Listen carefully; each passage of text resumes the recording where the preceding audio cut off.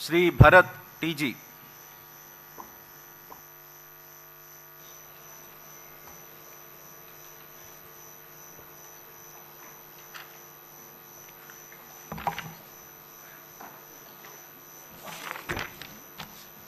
TG Bharat అనే నేను శాసనసభ సభ్యునిగా ఎన్నికైనందున శాసనం ద్వారా నిర్మితమైన భారత రాజ్యాంగం పట్ల నిజమైన విశ్వాసం, విధేయత చూపిస్తానని, భారతదేశ సార్వభౌమాధికారాన్ని, సమగ్రతను కాపాడుతానని, నేను స్వీకరించబోయే కర్తవ్యాన్ని శ్రద్ధాశక్తులతో నిర్వహిస్తానని దైవ సాక్షిగా ప్రమాణం చేస్తున్నాను.